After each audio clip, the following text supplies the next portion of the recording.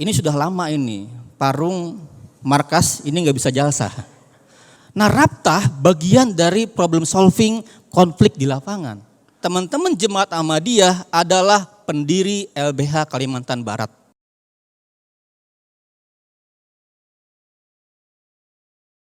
Assalamualaikum warahmatullahi wabarakatuh. Alhamdulillah, saya sampaikan saya bisa hadir di ruangan ini walaupun baru sampai dari Jogja. Jadi sengaja pulang lebih dulu untuk menghadiri jalsa salanah ini. Yang saya hormati Pak PJS atau sudah nih Pak Amir, Pak Maulana Syarujidin Sahid. Yang saya hormati juga para pengurus, para maulana, para khudam, para seluruh jemaat Ahmadiyah se-Indonesia. Semoga diberikan kesehatan selalu, semoga juga diberikan rahmat dan perlindungan selalu. Saya bingung tadi ditanya sama Pak Kandali sebelum ke sini, Pak Isnur mau bicara apa? Saya bilang saya bingung Pak Kandali, saya perlu wangsit dulu ini, karena saya belum ziarah jadi saya belum bisa bicara. Jadi saya ziarah dulu, setelah ziarah baru banyak ingatan akan Pak Amir yang begitu lama menemani. Al-Fatihah untuk beliau. Ya, kenangan yang begitu lama dengan Pak Amir sejak 2005, 2006.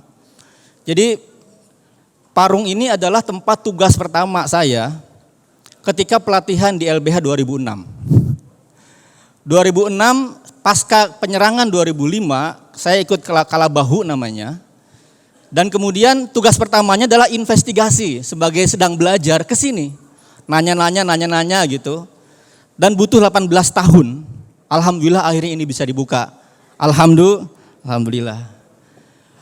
Dan kalau boleh mengutip tadi ya, Pak Maulana Sadili, karena beliau satu kampung rupanya, kakeknya dengan saya di Jampang. Kalau Pak Dili mengutip tidak ada perubahan suatu nasib suatu kaum, ya kan? Kalau tanpa upaya, tanpa usaha, tanpa ikhtiar yang sempurna dari kaum itu, maka saya ingin bilang bahwa pencapaian 18 tahun teman-teman jemaat bisa jalsah nasional di Parung adalah upaya yang luar biasa. Aplaus tangan Bapak Ibu. Enggak boleh aplaus ya, jalsah ya. Nare takbir. Jemaat Ahmadiyah Indonesia. Jalsa Salana Indonesia. Nare takbir.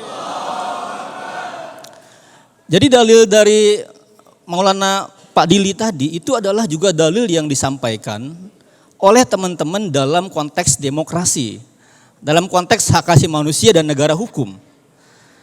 Bahwa demokrasi itu adalah prinsip iya, tapi dia sangat rentan. Suatu saat demokrasi bisa terpenuhi, bisa berjalan, tetapi dengan upaya yang maksimal. Gitu. Hak asasi manusia juga sama, walaupun dia dijamin oleh konstitusi, dijamin oleh berbagai undang-undang, tapi kalau kita nggak memperjuangkannya, kita nggak mengusahakannya, ya nggak akan ada, nggak akan datang gitu. Dan di setiap saya diundang jalsah, Bapak Ibu, rekan-rekan, adik-adik, kawan-kawan semua, termasuk saya ingat terakhir di Gondrong ya, 2018, saya selalu menyampaikan ada 4 doa, ada 4 harapan yang saya ingin selalu berharap gitu ya. Yang pertama tentu kita berdoa setiap hak asasi manusia, hak kebebasan beragama, berkeyakinan, berkepercayaan yang teman-teman miliki dan juga hak-hak lainnya ya, ekonomi, sosial, budaya terpenuhi, itu satu. Harapannya satu. Yang kedua apa? Yang lama-lama yang kasus pelanggaran HAM di Lombok, di berbagai wilayah segera pemulihan. Ya kan? Dan alhamdulillah dalam rentang mungkin 5-6 tahun terakhir saya melihat sangat banyak kemajuan yang teman-teman dapatkan. Jalsah semakin mudah, jalsah semakin bisa terlaksana. Dulu misalnya di Jati Bening ya, teman-teman tidak bisa jalsah, bahkan disegel bisa jalsah. Bahkan orang yang mengancam ya, orang yang kemudian melarang jalsah menjadi orang yang jagain. Saya juga dengar kabar nih, katanya orang yang dulu nyerang di Parung ini, bahkan sekarang sudah jagain juga Jalsa ini. Bener nggak Pak Kandali? Bener ya? Oh iya. Itu yang kedua. Yang kedua tadi soal kemajuan juga. Saya juga mendengar beberapa kemajuan. Misalnya di Lombok Timur yang teman-teman tergusur ya, diusir, dapat pemulihan, dapat rumah kembali. Di Lombok, di Mataram juga sudah mulai mengukur tanah ya. Sudah mengukur tanah, sudah keluar sertifikat, tinggal nunggu bangunnya. Jadi ini sebuah kemajuan. Nah pertanyaannya apa? Dalam konteks tadi dengan yang disampaikan Pak Maulana Dili itu apa? Keyakinan, doa dan ikhtiar apa yang teman-teman ingin lakukan gitu. Yang ketiga yang saya sering sampaikan dan keempat, termasuk ketika saya kemarin ke London, ketemu dengan Huzur, lama sekali alhamdulillah, jangan iri ya Pak. Saya berpikir paling ngomong mungkin 5 menit tuh ya, seperti saat mulakot di Singapura 2015. Ternyata bisa setengah jam, kalau nggak dihentikan sama petugasnya mungkin sejam kali. Dari situ saya ingin melihat betapa Huzur sangat cinta Indonesia. Huzur sangat cinta Indonesia, sampai meluangkan waktu begitu lama bincang dengan saya dengan juga Ketua Komnas HAM, Pak Taufan Damanik. Saya bilang ke beliau, Huzur, kami mohon doa dan mohon dukungan. Ini sudah lama ini, Parung, markas ini nggak bisa Jalsa. Mudah-mudahan bisa segera dalam waktu dekat Jalsa. Saya berpikir mungkin masih lama Pak Yendra. Saya pikir 3 tahun, 4 tahun lagi, terlaksana bulan Januari. Saya kaget pas undangan di Parung ini serius ini. Betapa cepat doanya terkabulkan. Yang keempat yang saya juga sampaikan ke beliau dan juga selalu sampaikan ke teman-teman saat Jalsa adalah kapan ini Huzur bisa datang ke Indonesia? Huzur keempat datang tahun 2000, mudah-mudahan dalam waktu yang tidak lama, mungkin 3 tahun lagi, 2 tahun lagi, Kang Eki ya, Huzur bisa datang ke Indonesia. Amin.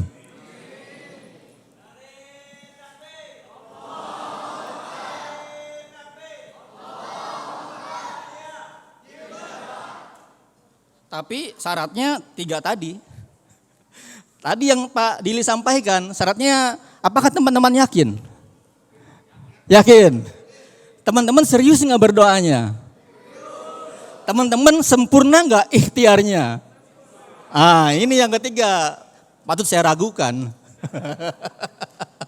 Sudah sejauh mana keseriusan teman-teman mempersiapkan ya kan, mengkampanyekan, tadi istilahnya berdakwah ya, agar bisa hadir ke sini dan menyampaikan risalah-risalah kemanusiaan dan keagamaan gitu. Dan salah satu kunci menurut saya yang tadi disampaikan oleh Maulana Dili adalah beliau sholat. Tapi jangan lupa, sholat itu dimulai dengan takbir, berdoa. Tapi diakhiri dengan apa? Dengan salam. Salam tuh ngapain? Tengok kanan, tengok kiri. Ya kan? Artinya apa? Selain kita berdoa, juga perkuat bagaimana agenda kemanusiaan kita. Itu yang mungkin saya sampaikan kemarin ketika konferensi keberagaman di Bali.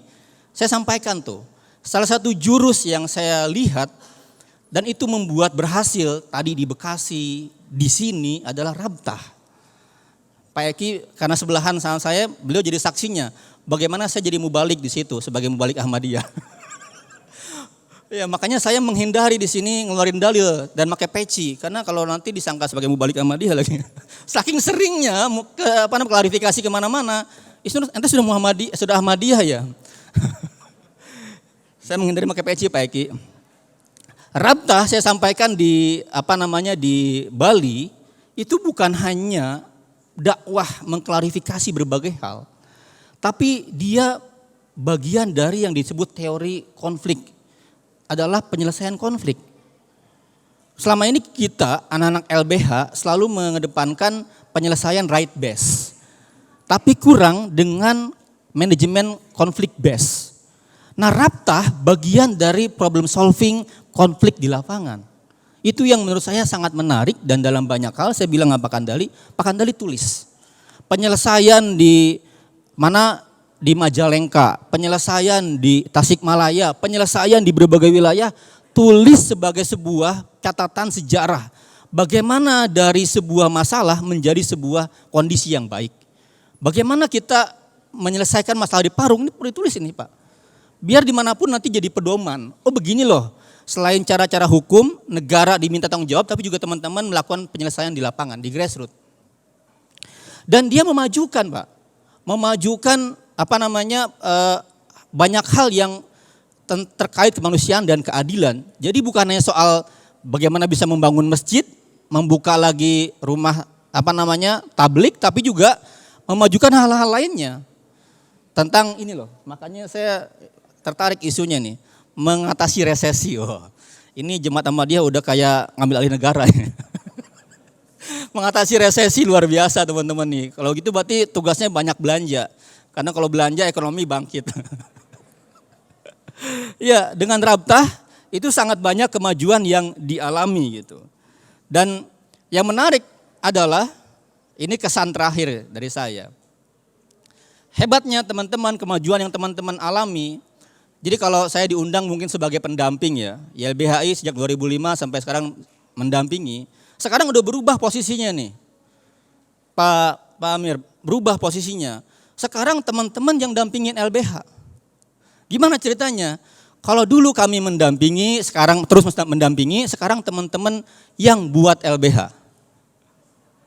Di Kalimantan Barat, di Pontianak, teman-teman Jemaat Ahmadiyah adalah pendiri LBH Kalimantan Barat. Jadi sekarang teman-teman jadi bapak, jadi orang tua, jadi ibu bagi LBH. Teman-teman melahirkan, teman-teman mendirikan, teman-teman bertanggung jawab itu tentang LBH. Menjadi keluarga besar bagian dari LBH. Selamat buat Jemaat Ahmadiyah atas segala kemajuannya, atas dibuka gerbangnya, atas bisa jalsah di Parung ini. Mudah-mudahan bisa nanti jalsah ke sini semua. Dan seperti pesan di jalsah ini menguatkan empati teman-teman, saya berharap betul bahwa karena teman-teman mengalami langsung apa yang dimaksud dengan ketidakadilan, pelanggaran kemanusiaan, ketidaktenangan dalam beribadah, ketidaktenangan dalam meraih hak-hak sehari-hari, maka di teman-temanlah kita bisa berharap teman-teman menjadi juru bicara kemanusiaan. Teman-teman menjadi juru bicara keadilan. Juru bicara bagaimana pentingnya bersolidaritas kepada yang lain. Jadi kalau sekarang teman-teman sudah mulai merasakan ketenangan dalam beribadah, banyak teman-teman yang lain yang belum bisa tenang beribadah. Yang belum bisa tenang punya rumah. Belum bisa tenang bahkan makan. Kira-kira gitu ya. Di mana-mana ditangkapin. Nah, suasananya sekarang kalau istilah Kang Ismail Hassani regresi demokrasi. Nah sekarang demokrasi semakin terancam. Teman-teman saatnya dakwah tamah. Ikut berkontribusi dalam menjaga demokrasi, berkontribusi dalam mengkampanyekan kemanusiaan, keadilan dan hak asasi manusia. Terima kasih dari saya. Wassalamualaikum warahmatullahi wabarakatuh.